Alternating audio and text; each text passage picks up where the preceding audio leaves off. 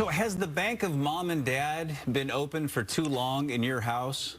Anybody? Anybody at all? Does this sound familiar? Nearly a third of all parents still provide financial support to their adult children. We're talking about kids that are over the age of 26. Personal finance expert Dan Roccato joining us live with tips on how to cut that financial cord. Good morning to you. What's up, Maria? Hi, Bill. Full disclosure, as you guys know, 4 kids. So this topic comes close to home, and I know it does for you both as well. 100%, my friend. So why are nearly half of adult children living at home? Yeah, well, it's easy to understand, right? Student loans the size of Wyoming, delaying marriage later than ever before in our society, rent all-time high, inflation near all-time high. So it's expensive. There's a lot of reasons why these young adults really cannot launch or did not launch on time, but that doesn't mean they shouldn't launch. So, of course, parents, I think in general, want to help their children, but what are the risks of helping your adult kids financially for too long?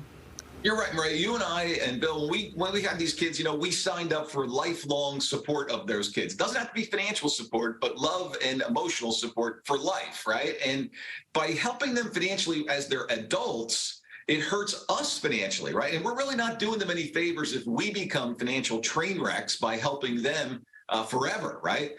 No financial accountability is not a good thing. So one of our jobs is to teach them good financial skills throughout their younger years so that they can become independent adults. And finally, as you guys can appreciate, it creates a lot of stress and conflict in families when you have these situations where mom and dad are still subsidizing essentially adults. Yeah, and so you mentioned off the top, you mentioned briefly student loans, and college tuition can really hamper a family's finances. So what's your feeling about students taking on as much financial aid as possible to decrease their parents' burden in the near term? Yeah, great question. College is crazy expensive. As you know, I teach at a college, and college is great for certain students, but it's like buying a brand new Lexus and driving off the cliff every year with no insurance, right? That's how expensive it is, I guess. The key is you want to make sure that your college plans fit your family situation. And the good news is there's so many, as you said, Bill, so many scholarships out there before we even get to student loans that can help families. For example, my son went through college on ROTC. He's now a naval officer, so that helped our family in that regard.